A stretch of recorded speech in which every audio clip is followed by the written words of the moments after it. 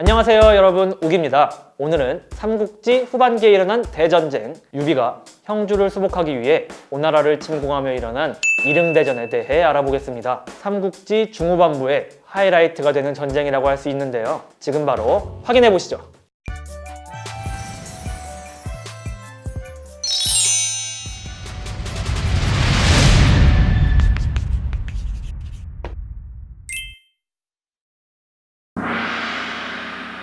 당시 형주를 수비하던 관우가 형주 공방전 중에 오나라의 영웅에게 잡혀 참수를 당하고 형주를 잃게 되자 유비는 형주를 시작으로 오나라를 공격할 계획을 세우게 됩니다. 이 전쟁에 대해 제갈량과 조은 등 많은 대신들이 유비를 만류합니다. 하지만 유비는 이를 듣지 않고 전쟁을 개시하게 됩니다.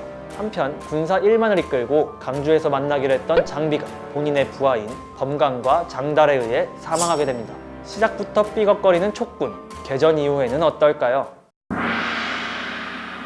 유비의 초반 기세는 대단하였습니다. 오반 풍습 등을 선봉장으로 삼아 형주로 진격을 시작해 육손, 이이 등을 물리치며 여러 성들을 함락시켜 나갔습니다. 유리한 지형을 차지하고 그 기세 또한 왕성한 촉군을 보고 있던 육손은 정면으로 싸울 생각을 잠시 접어두고 성문을 굳게 지키고 있었습니다.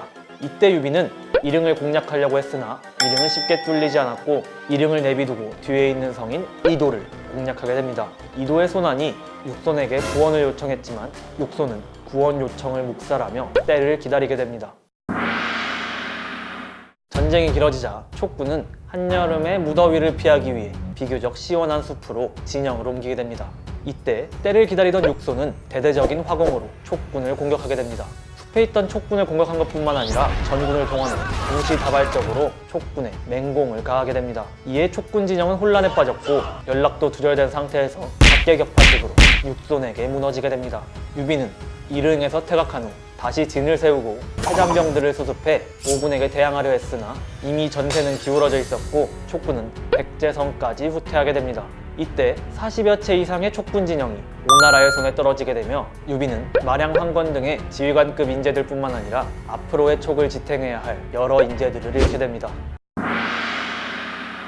이릉대전의 대패 이후 촉하는 형주로 다시는 세력을 뻗치지 못하게 됩니다. 유비는 관우 장비의 죽음과 패전으로 인한 자책감, 허탈함 등으로 인해 촉으로 돌아가지 않고 번민하다 제갈량에게 후사를 부탁하고 백제성에서 사망하게 됩니다. 한편 오군은 일방적으로 우호를 깨고 쳐들어온 위군을 막아내고 촉한의 2대 황제인 유선에게 사절을 보내 촉과의 국교를 회복하게 됩니다. 이릉대전으로 확정된 오와 촉 양국의 경계는 촉나라가 멸망할 때까지 이어지게 됩니다. 이릉대전은 촉한의 몰락을 상징하는 전투라고 할 수 있습니다. 이릉대전 이후 삼국지에서 주인공급 역할을 하던 장수들이 모두 사망하게 되며 제갈량 혼자 남아 고군분투하게 됩니다. 이후 촉나라는 유비의 아들인 유선이 2대 황제를 맡게 되지만 이전처럼 강대한 능력을 보여주지는 못하게 됩니다.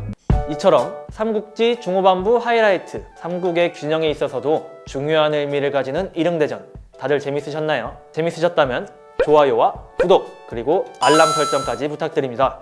그럼 저는 다음 시간에 더 재미있는 이야기로 돌아오겠습니다. 다음 시간에 만나요. 안녕!